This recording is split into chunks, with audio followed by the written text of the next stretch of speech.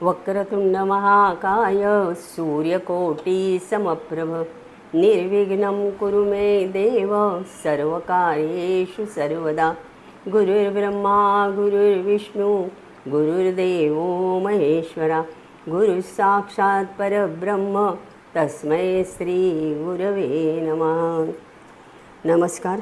गणेशाला वंदन करून गुरूंना, माझ्या सद्गुरूंना वंदन केलेले आहे आणि श्रोते हो, तुमच्या हृदयामध्ये वसत असलेल्या श्रीरामाला वंदन करते आणि आजची सेवा जी आहे तिला सुरुवात करते।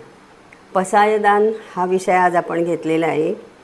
पसायदान ही ज्ञानेश्वर महाराजांनी केलेली प्रार्थना आहे आणि कोणत्याही कार्यक्रमानंतर ती म्हटली जाते, त्यामुळे ती आपली पाठही असते, तर बऱ्यापैकी कळतेसुद्धा। आणि आपल्याला कळत असलेलं पसायदान हे नेमकं कसं आहे ह्याचा अभ्यास किंवा चिंतन हे जे आहे त्या ठिकाणी आपण पाहणार आहोत। ज्ञानेश्वरीच्या नंतर हे पसायदान लिहिलं आणि ज्ञानेश्वरी ही गीतेवरची टीका आहे। 700 श्लोकांवरती 9000 ओव्यांची मांडणी आहे। त्यानंतर फक्त 9 ओव्यामध्ये मागणं केलेलं आहे। या 9 ओव्यातच ज्ञानेश्वरीचं सगळं काही सार आलेलं आहे। पसायदान म्हणजे वाघ यज्ञाची सांगता आहे, अमृताचा कलश आहे। यातलं अमृत जर प्यायलं तर नक्कीच आत्मविश्वास आपला वाढतो आणि जगण्याची नस आपल्याला सापडते।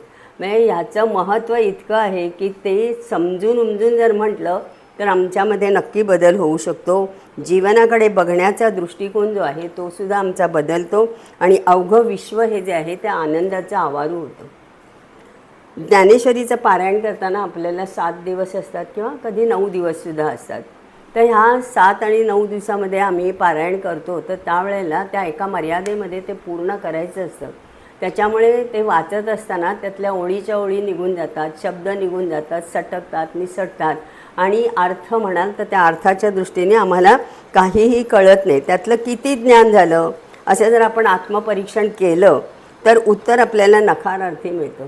मग पारायण करताना जर मी परायण असेल तरच मला त्यातला नारायण गवसेल ना, म्हणून परायण होऊन मग वाचणं याला फार महत्त्व आहे।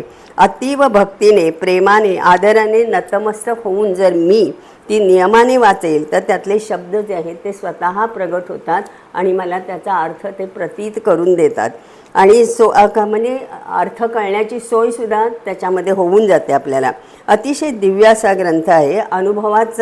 अनुभवानेच त्याचं आपल्याला दिव्यत्व कळायला लागतं। नुसतं तुम्ही वाचलं नाही, पण ते प्रेमाने वाचा, भक्तीने वाचा, मनापासून वाचा आणि वाचता एक दिवशी आतमध्ये आम्हाला ज्ञान करून देण्याची सोय ज्ञानेश्वरी नक्की करून टाकते।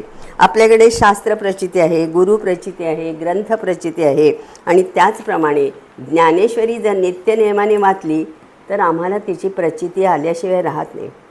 ज्ञानेश्वरी ऐकल्यावर किंवा वाचल्यावर, अभ्यासल्यावरती मिळणारं फळ म्हणजे काय आहे, तर फळ त्याचं असं आहे की जणू काही भगवंत स्वतः देते। म्हणजे अनंत हस्ते कमलावराने देता किती घेशील दोकराने, असा हा जो भाग आहे तो आपल्याला तिथे दिसून येऊ शकतो। पसायदान हा प्रार्थनेचा कळस आहे। कळस एवढ्यासाठी आहे की काय मागावं, कसं मागावं, किती मागावं हे सगळं जे आहे या पसायदानातनं शिकावं। ह्या विश्वामध्ये सुखी व्हायचं असेल तर मी एकट्याने कधीही सुखी व्हायचं नाही आहे, तर सर्वांनी सुखी व्हायचे। कल्पनाच किती उच्च दर्जाची पहा। सगळे जेव्हा सुखी असतात ना तेव्हाच मी पण सुख उपभोगू शकतो। आपण अगदी घरातलं उदाहरण घेतलं, एखाद्याचं जर समजा फार मोठं दुःखाचा डोंगर कोसळलेला आहे आणि मी नवीन गाडी घेतलेली असेल, घर घेतलेलं असेल किंवा मला फार मोठी नोकरी, तर ते सुद्धा मी घरामध्ये सांगू शकत नाही। म्हणजे सगळे सुखी असले तरच माझ्या आनंदाचा उपभोग आम्ही सगळे घेऊ शकतो।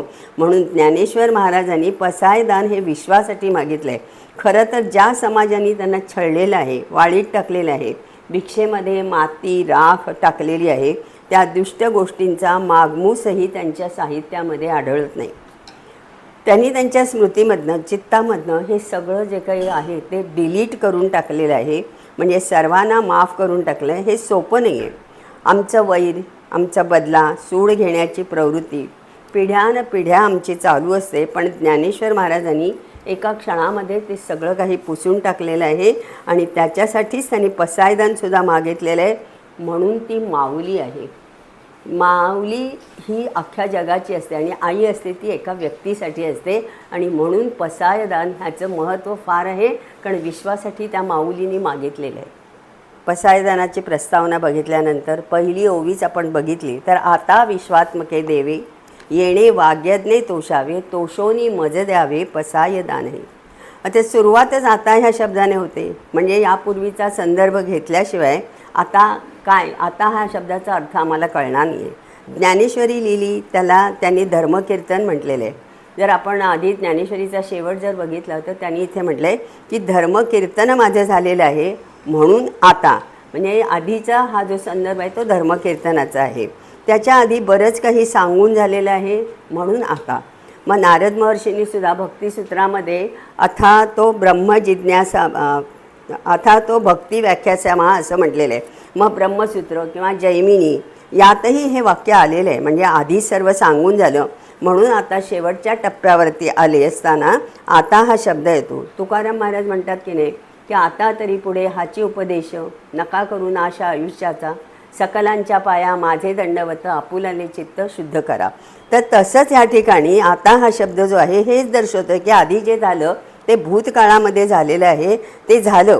पण आता तरी ज्ञानेश्वर महाराज म्हणतात की आता विश्वात्मके देवे, म्हणजे 9000 ओव्या लिहून झाल्या आणि आता ते प्रार्थना करतायत. कुणाला करतायत तर त्या आपल्या गुरूंना करत आहेत. त्यांचे गुरु हे निवृत्तीनाथ आहेत, पण तत्त्वदृष्ट्या ते विश्वात्मक आहेत. आणि हा ज्ञानेश्वर महाराजांचा जो भाव आहे ना, त्यामुळे हे धर्मकीर्तन सिद्धीस गेले आणि नंतर पूर्ण समाधान म्हणून आता प्रार्थना केलेली आहे ती त्या विश्वात्मक देवाला. कोणत्याही आकारातल्या देवाचं त्यांनी नाव घेतलेलं नाही आहे. पांडुरंग नाही आहे, गणपती नाही आहे, दत्त नाही आहे, देवी नाही आहे, कुठलाही आकार त्यांनी घेतलेला नाही आहे. तर अखंड विश्वामधल्या देवाकडे मागणे त्यांचं सगळं मागणं दर्जेदार आहे, कृतीसुद्धा दर्जेदार आहे.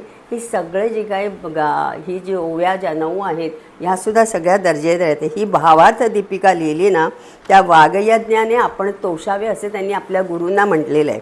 तोषावे याचं कारण याच्यामध्ये आहे की यामध्ये स्वतःसाठी नाही तोषावे, तर हे काही न मागताना सर्व जीव स्वतःसाठी काही न मागितलेलं नाही आहे, तर जीव मात्र किंवा भूतमात्रांच्या करता त्यांनी हा केलेला हा वाघयज्ञ आहे आणि त्या वाघयज्ञाने सर्व सुखी व्हावे हीच इच्छा आहे म्हणून तोषावे.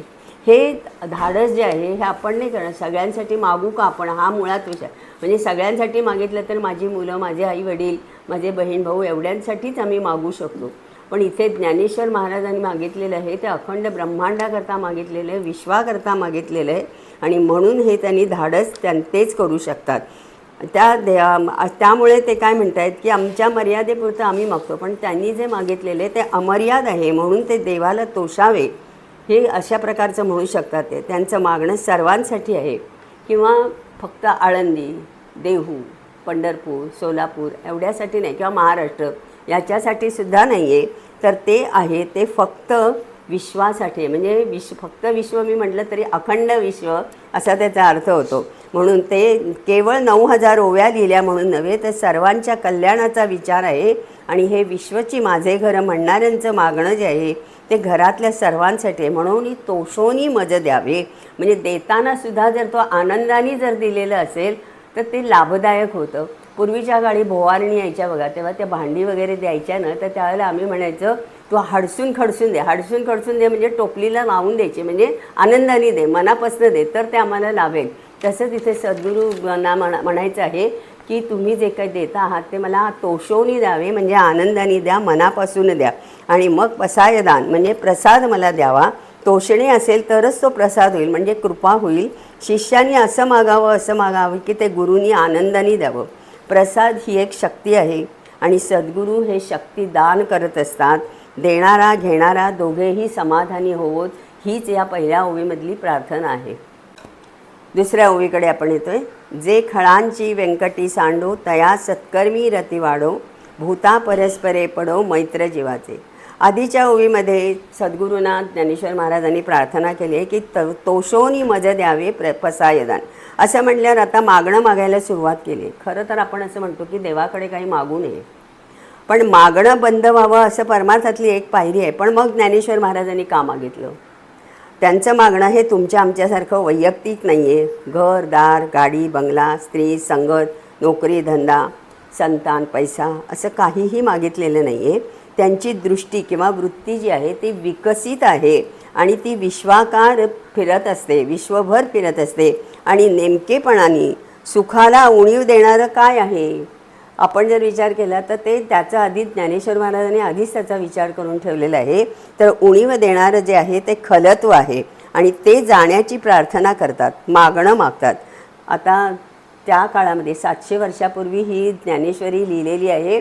ही ज्ञानेश्वरी 700 वर्षापूर्वी लिहिलेली असताना त्याही काळामध्ये खल होते आणि म्हणजे तेव्हा तर एकच असायचा. पण आता मात्र जे आहेत ते अनेक प्रकारचे आपल्याला दिसतो. त्या काळात रावण कंस एवढेच होते, पण आता खळच खळ आहे. एखादाच सज्जन असतो. खळ म्हणजे काय तर आपल्याला माहिती आहे की पूर्वीच्या काळी आपण कपड्यांना खळ घालायचो. त्याच्यानी खळ जे आहे ते कडक राहायचे, म्हणजे कपडा असा कडक राहायचा आणि कपड्याला घातल्यानंतर ते खळ म्हणजे दिवसभर आपण ती वापरू शकत होतो, इतकं तर कपडा जो आहे तो कडक राहायचा.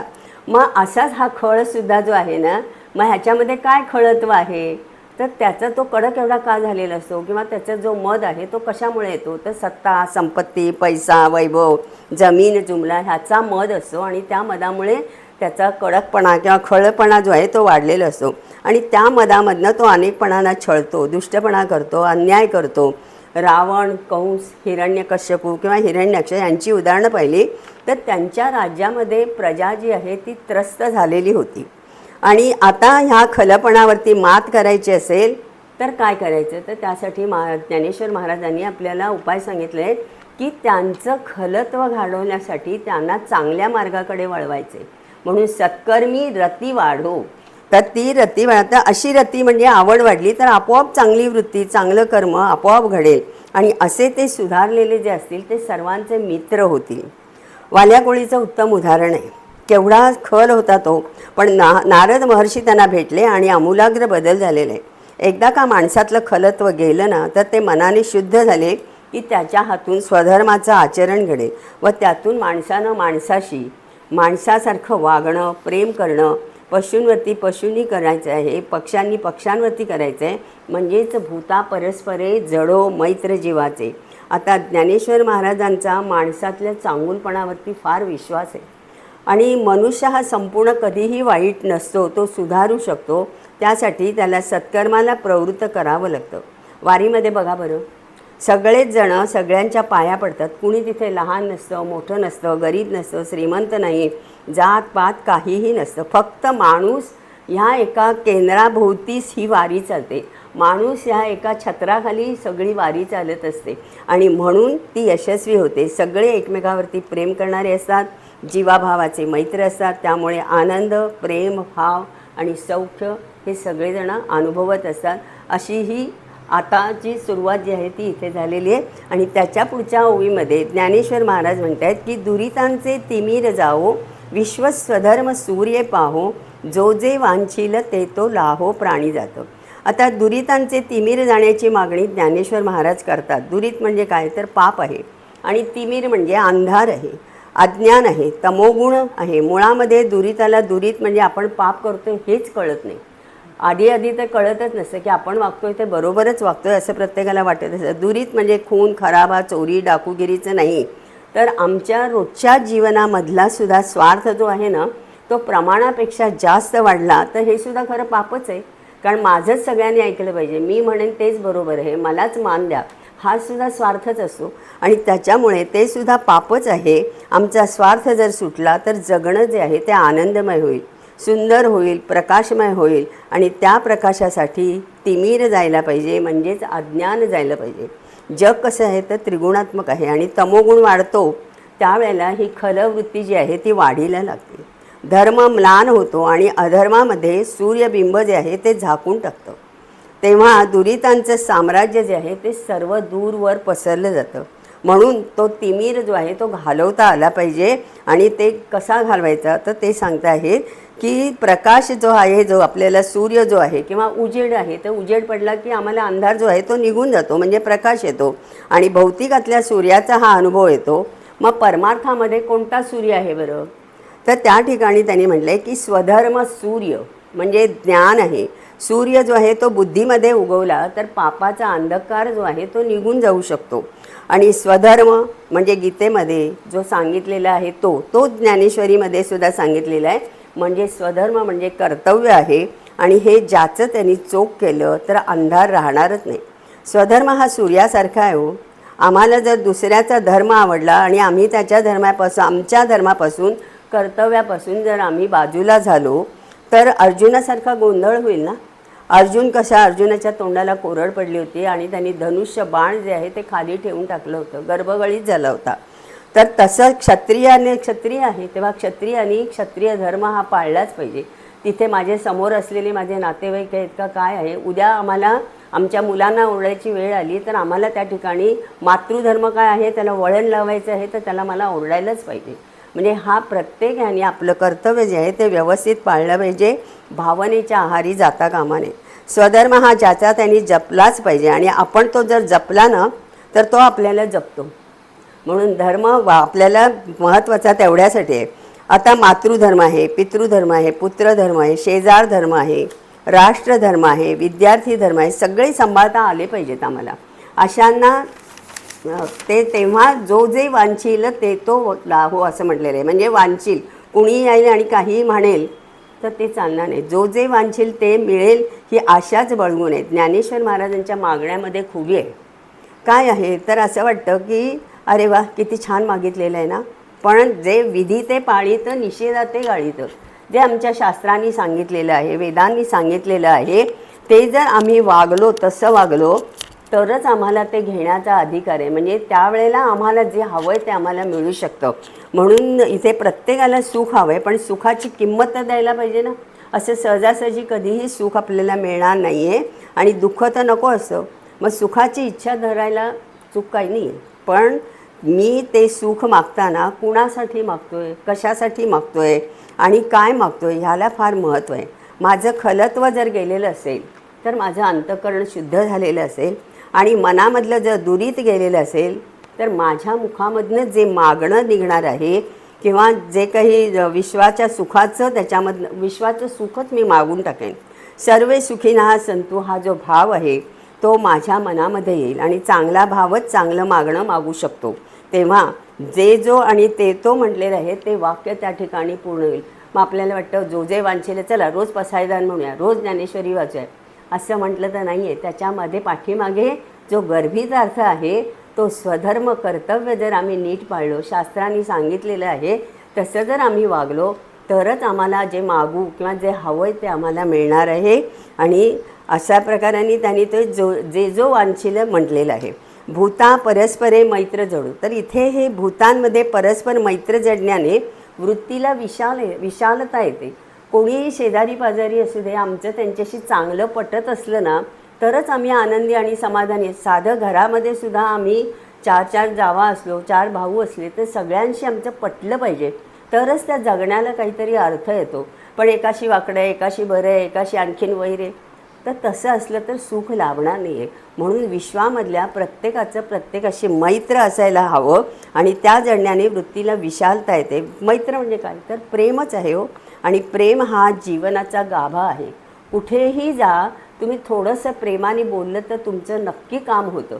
साधं गाडीमध्ये 4थ्या सीटवर आम्हाला जागा हवी असते तर थोडं सरकता का असं जरा म्हटलं प्रेमाने तर मनुष्य जागा देतो.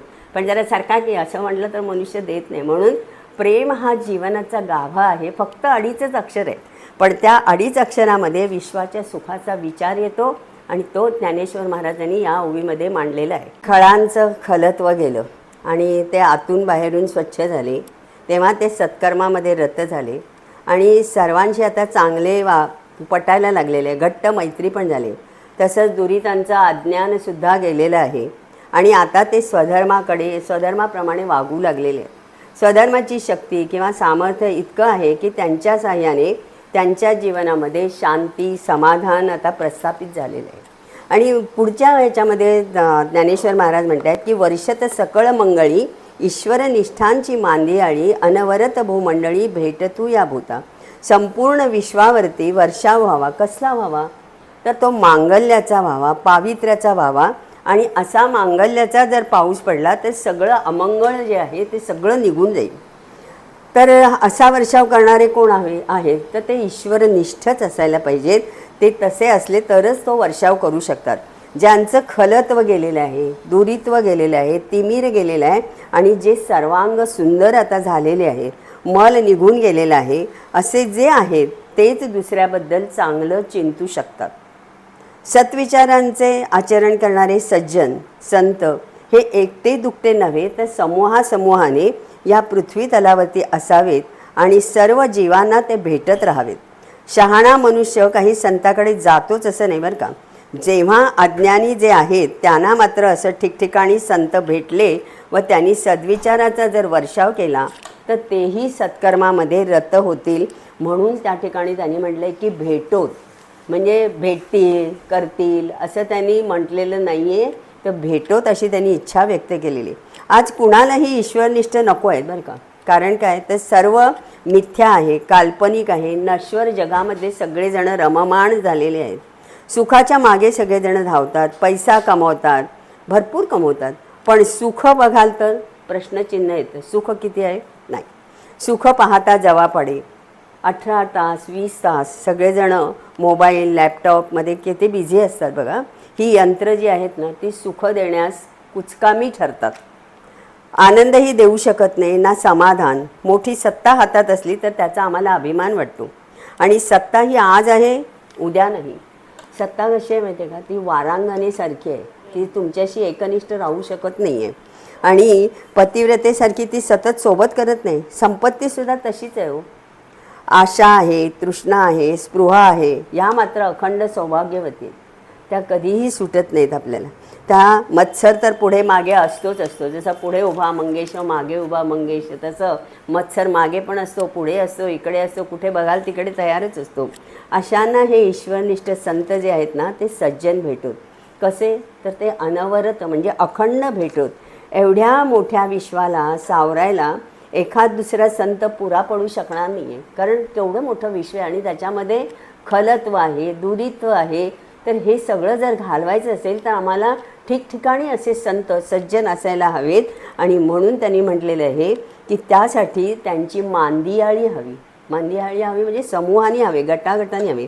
आम्ही सगळे नश्वरावरती प्रेम करणारे आहोत, नश्वरावरती निष्ठा असलेले आहोत आणि नश्वरावरच आम्हाला प्रेम आम्हाला करायला आवडतं. म्हणजे ज्यांना हे आवडतं ते ईश्वरनिष्ठ करतील का, तर त्यांना जर त्यांचं नश्वरावरचं प्रेम काढायचं असेल तर ईश्वरनिष्ठच त्या ठिकाणी असायला हवेत. ते यापासून विरक्त झालेले असतात. केवळ अमुक एका गावीच असतील अशातला भाग नाही, काय तीर्थक्षेत्रावरतीच असतील तर असं नाही आहे. ते सगळीकडे असतात आणि त्यामुळे सगळीकडे ह्या ईश्वरनिष्ठांची मांदियाळी असावी असे म्हणले. या भूमंडळावरती तिन्ही लोकांमध्ये 14 भुवनामध्ये त्यांना भेटू देत. कारण खल दुरीत सगळीकडे असतात. त्यांना जर असे भेटले ना तर विश्व जे आहे त्या आनंदाचा आवारू होऊन जाईल. ईश्वरनिष्ठ म्हणजे काय तर ईश्वरावरती निष्ठा असणारे. मानवी जीवनात निष्ठा ही महत्त्वाची असते. तुम्ही कितीही आमिष दाखवली तरी ज्यांची निष्ठा ढळत नाही ते त्यांच्या जगण्याचं मूल्य असतं. आणि असं निरभ्र आकाशासारखं स्वच्छ ईश्वरनिष्ठ असतात. त्यांच्याकडूनच मंगलाचा, पावित्र्याचा, शुभेच्छाचा वर्षाव व्हावा असे ज्ञानेश्वर महाराजांनी केलेली प्रार्थना आहे. 5व्या ओवीकडे आपण येतो. तर 5वी ओवी जी आहे ती चला कल्पतरूंचे आरव, चेतना चिंतामणीचे गाव, बोलते जे अर्णव पियुषांचे. हे ईश्वरनिष्ठ म्हणजे काय तर ते कल्पतरू आहेत. आता चला कल्पतरूंचे आवर. कल्पतरू म्हटलं तर कुठेतरी एखादाच असतो, पण ज्ञानेश्वर महाराजांनी आपल्या कल्पनेतनं एकच एक कल्पतरू नव्हे तर कल्पतरूचे बगीचे निर्माण केलेले आहेत. सगळं कसं भरभरून आहे. कल्पतरू मनातल्या सर्व कल्पना ज्या आहेत ते प्रत्यक्ष उतरवणारा वृक्ष आहे. तुम्ही फक्त त्याखाली उभं राहायचे आणि कल्पना करायची. तुम्ही फक्त मनात आणा.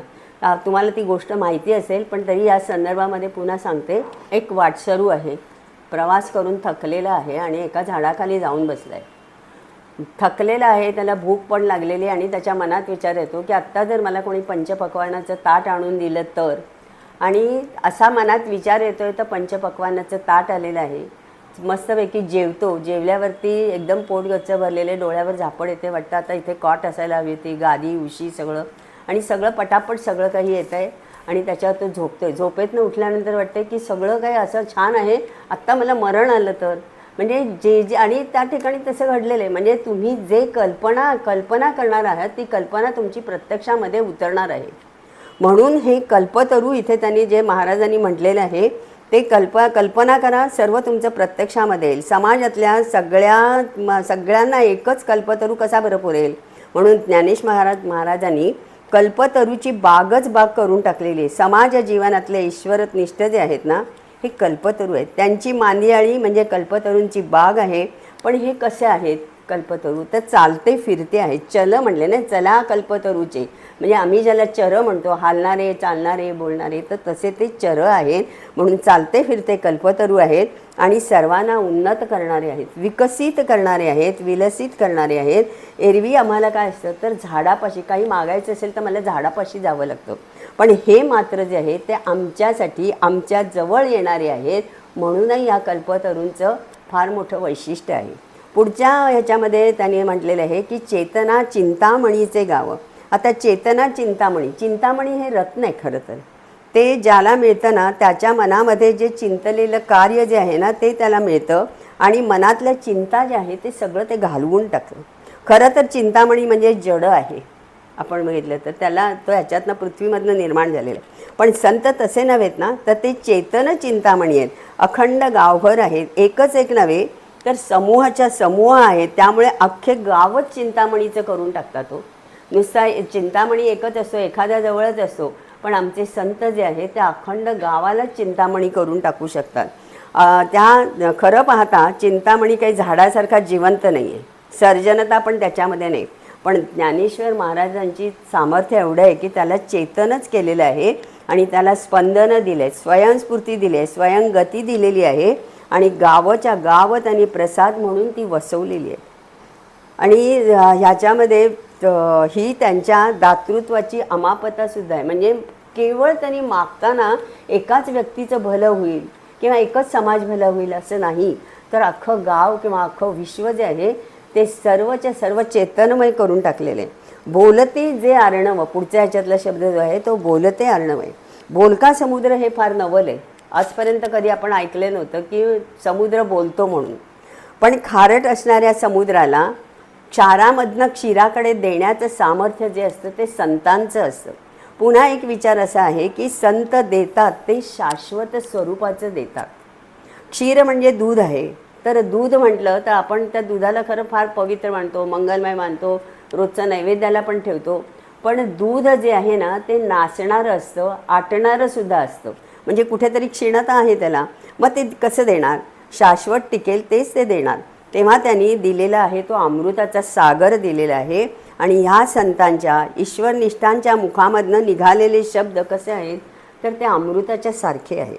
शब्द जैसे कल्लोळ मधुर आहेत, गोड आहेत, सागराकडे अथांग आहे आणि सळसळतं चैतन्यसुद्धा त्याच्याकडे असतं.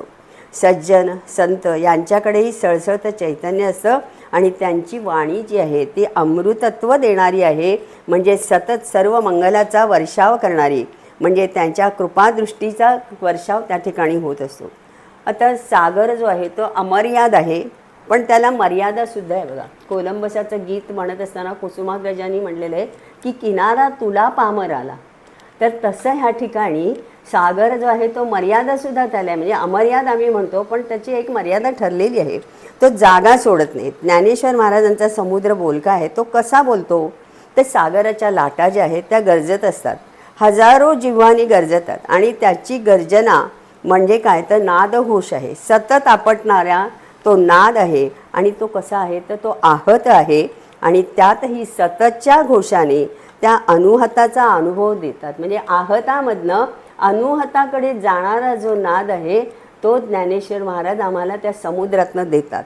आणि आपल्याला अनाहतपणाचा आपल्याला काहीतरी तो सांगत असतो. हा जो नादामधला अनुहत आहे ना तो सांगतोय, अनामिक विश्वाचं रहस्य सांगतोय. आणि हे न बोलता बोलणं जे आहे ना ते बोलणं म्हणजे अमृताचे आहे आणि त्याची गाजही अमृताची आहे. तसे संतही असतात, म्हणून त्यांना बोलते अर्णव असं त्यांनी म्हटलेलं आहे. त्यांच्या अमृतवाण्याने सर्व जग जे आहे ते अमृतमय आनंदमय करून टाकतात ते. खरं तर ही ओवी झाली, पण तरीसुद्धा इथे एक सांगावंसं वाटतंय की कल्पतरूच्या बागा, चिंतामणीचं गाव, बोलते अर्णव एवढं कशाला हवं हो? त्याचं उत्तर आजच्या जीवनामध्ये सापडतं आम्हाला. पेपर उघडायला तुम्ही उघडा बघा, उघडला तर लगेच आपल्या लक्षात येईल. बातम्या लावल्या तरीसुद्धा बघा खळांचा सुळसुळाट आहे. आणि कसे आहेत हे खळ? सुशिक्षित खळांचा सुळसुळाट आहे बरं का, जगभर आहे. केवळ आमच्याच गावात आहे असं नाही, तर सगळ्या गावांमध्ये त्यात समाज जो आहे तो भरडला जातो. अशा समाजाला समाजातल्या काळा म्हणजे खळांना एकच संत पुरा पडणार नाही आहे. आणि त्याची कल्पना ज्ञानेश्वर महाराजांना आधीच आली होती. म्हणून तर त्यांनी ईश्वरनिष्ठांची मांदियाळी हवी असं तिथे म्हटलेलं आहे. म्हणजे संतांचे जथेच्या जथे हवे आणि ते सगळे जे आहेत ते सर्वदा सगळ्यांना भेटोत, ही त्यांची कल्पना आहे किंवा ही त्यांची मागणी आहे. आणि त्यामुळे त्या दृष्टीने सुद्धा ही ओवी फार महत्त्वाची आहे. चंद्रमे जे अलांछन मार्तंड जे तापहीन ते सर्वाही सदा सज्जन सोयरे होतो. याच्यामध्ये मागताना ज्ञानेश्वर महाराजांनी म्हटलेले की लांछन नसलेला चंद्र, ताप नसलेला सूर्य, हे ज्ञानेश्वर महाराजच मागू शकतात रे. कल्पतरू, चिंतामणी, समुद्र या रूपकातून ईश्वरनिष्ठांचं त्यांनी वर्णन केले. आणि आता या विश्वातल्या प्रत्येकाला शीतल चंद्र आणि ताप नसलेला सूर्य भेटो, म्हणजे चंद्र सूर्य ह्यांना सज्जन सोयऱ्याशी जोडलेले. सोयरे आणि सज्जन हे विरुद्ध तत्वदर्शी आहे. खरं आज आपण एवढं आयुष्य जगलेत, किती जणांचे नातेवाईक सज्जन आहेत बघा बरं. काही चांगले आहेत, काही वाईट आहेत. बरं चांगले आहेत ते एका अंगानेच चांगले असतात, पण दुसऱ्या अंगाने विचार केला तर ते नसतात. म्हणजे आपण म्हणतो जाऊ दे तो त्याचा स्वभाव आहे, किंवा दुसऱ्या बघितले तर पण हे काम तो चांगलं करू शकतो. म्हणजे प्रत्येक ह्याच्यामध्ये चांगलं आणि वाईट हे असतात, पण ते सर्वांगाने चांगले असावेत. आणि सदा सर्वाही सज्जन बरं चांगले असतात, ते सदा चांगले राहतील का? कधी आपण विचार केला तर एखाद्या मित्रमैत्रिणीशी एखाद्या व्यक्तीशी आपलं काही काळ पटतं आणि पुढे कालांतराने पटेन असं होतं. म्हणजे सर्व काळ चांगलं असू शकत नाही ना, हाही भरोसा त्या ठिकाणी नसतो. तसेच सर्वांच्या बरोबर चांगले वागतील असेही नाही. म्हणजे सज्जनपणा हा नेहमी राहणारा, सर्वांसाठी सारखा हवा असं ज्ञानेश्वर महाराज म्हणते. म्हणून सर्वाही सदा सज्जन असं त्यांनी ते वाक्य आवडले. म्हणजे खरं ह्या तिन्ही ह्याच्यामध्ये जर बघितलं तर वेगळ्या वेगळ्या त्याला छटा आहेत. खरं म्हणजे सर्वाही सगळ्यांमध्ये चांगला असेलच असं नाही आहे, सदा राहीलच चांगुलपणा असंही नाही आहे. आणि सज्जन नेहमीच असेल असं नाही, काही काळापुरत्या असतात, काही काळात वाईटसुद्धा होतात.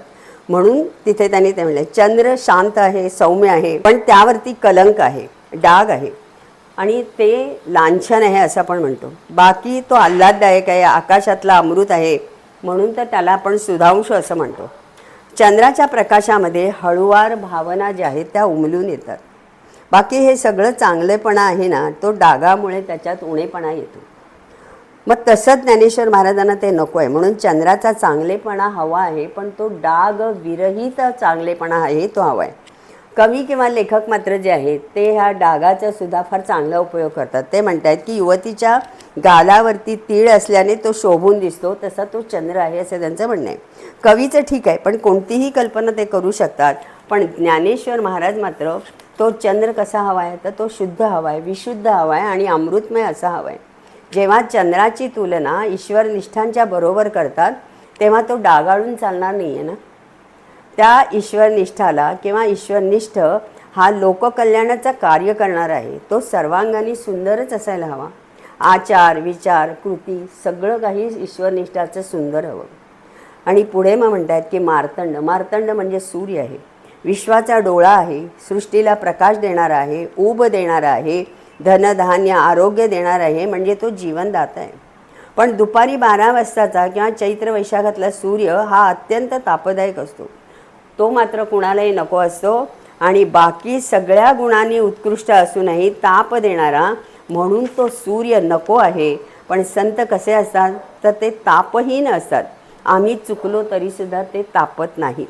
त्यांचा कारुण्य भाव हा इतका मस्त असतो की न बोलताच दृष्टीतून ते माफ करतात. खरं तर ते ज्ञानाने वैराग्याने सूर्याच्या तोलाचे असतात, पण ते तापहीन असतात.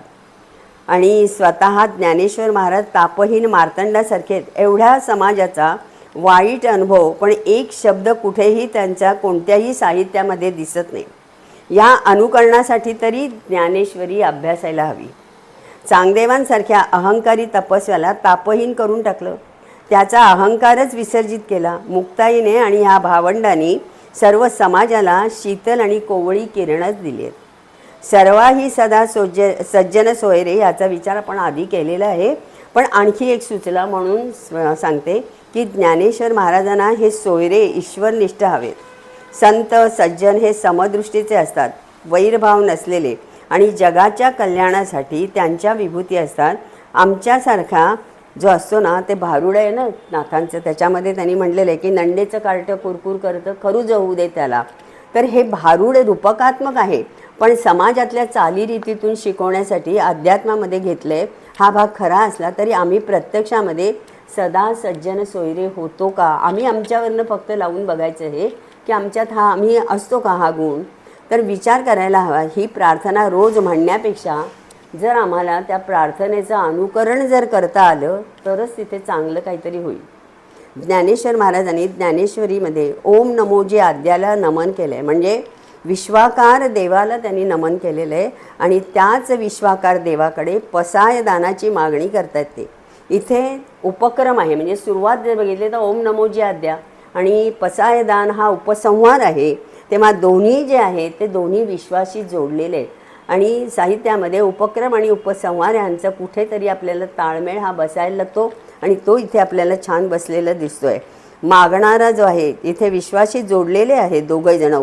जर बघितलं तर मागणारा विश्वाची हे विश्वाची माझे घर ही भावना असणारा, आणि ज्याला मागायचं आहे तो विश्वाकार आहे, विश्वातल्या शक्तीला प्रार्थना करणारा असा आहे.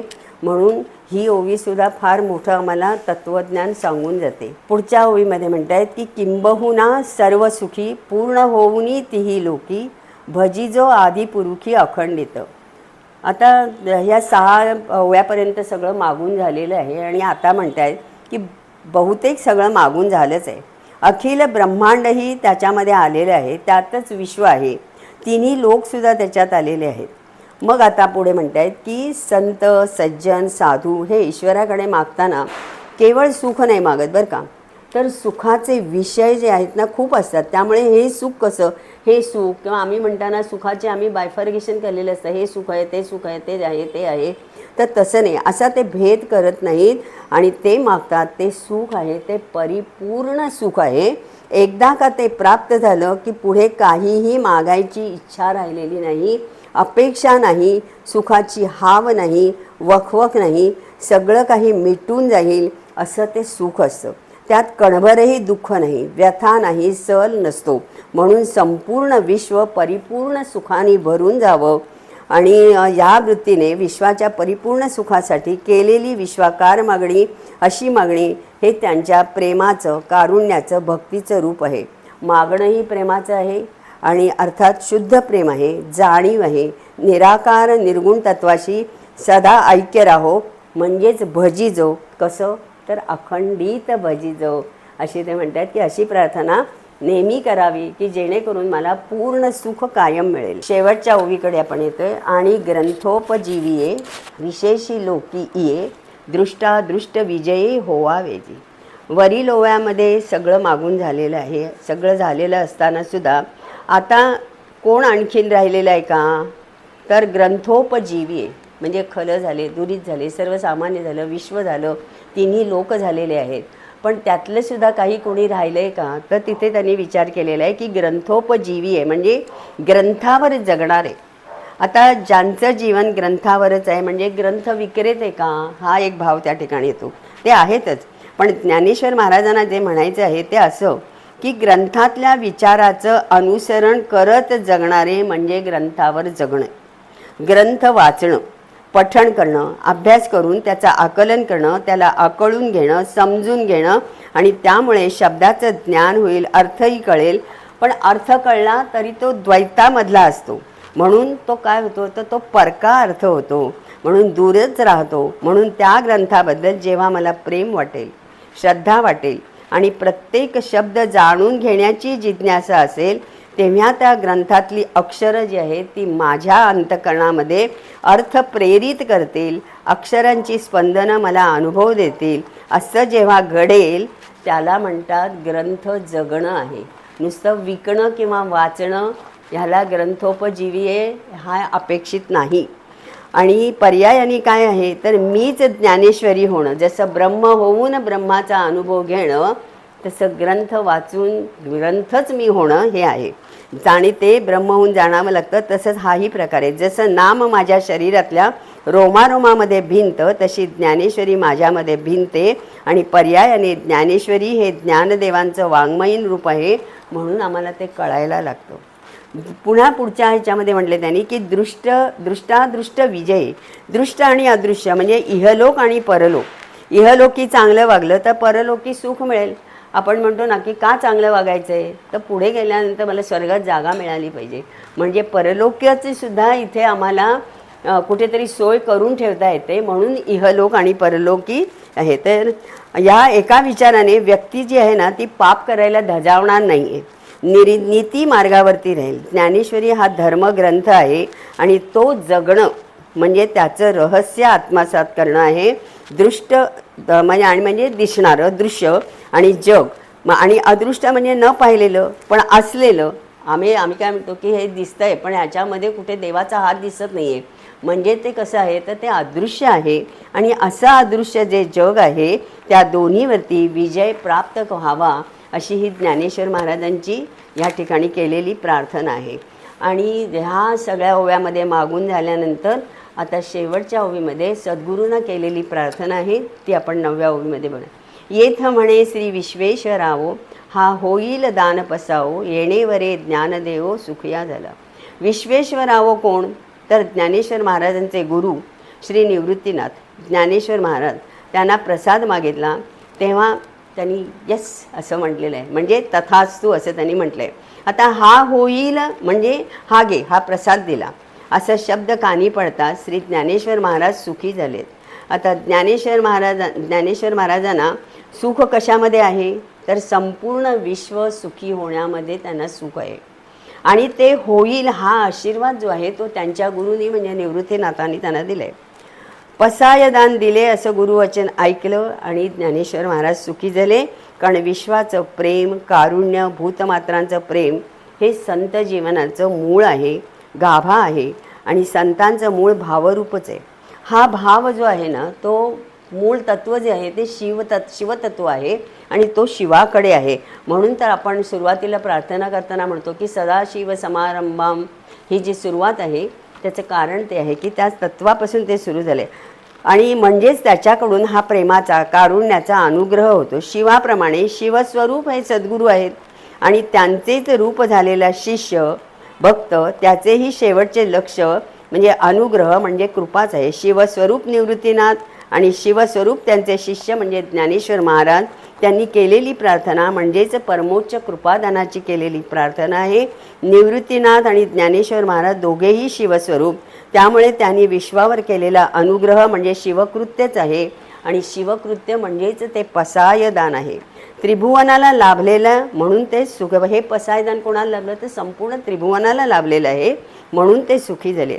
इथे वाग्यज्ञाची समाप्ती होते आणि ज्ञानेश्वर महाराजांना परब्रह्माचा विश्वविलास त्यांनी मागितलेला आहे. परब्रह्म हे चिदानंद घन आहे आणि विलासही चिदानंद घन आहे. हे जर आहे तर मग आम्ही दुःखी का.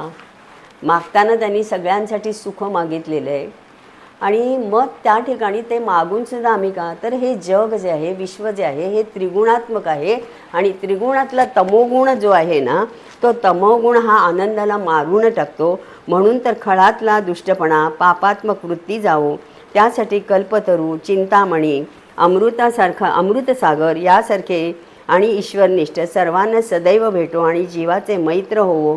स्वधर्म पालन झाले की जो जे वांछील ते मिळो ते व्हावं. हे जेव्हा होतं त्यावेळेला त्याने ज्ञानेश्वर महाराज सुखी होतात. अशी ही प्रार्थना जी आहे ती विश्वासाठी गायलेली आहे. सगळी सेवा जी झालेली आहे ती ज्ञानेश्वर महाराजांच्या चरणी अर्पण करते. आणि या पसायदानाचा अभ्यास करण्याची संधी ह्या दीप्तीताईंनी मला दिलेली आहे त्यामुळे त्यांचेही आभार. जी सेवा झालेली ती आहे ती त्यांच्या चरणी आणखीन त्यांचेही आभार मानते, आणखीन ज्ञानेश्वर महाराजांच्या चरणी अर्पण करते आणि वाणीला विराम देते. गोपाल कृष्ण भगवान की जय.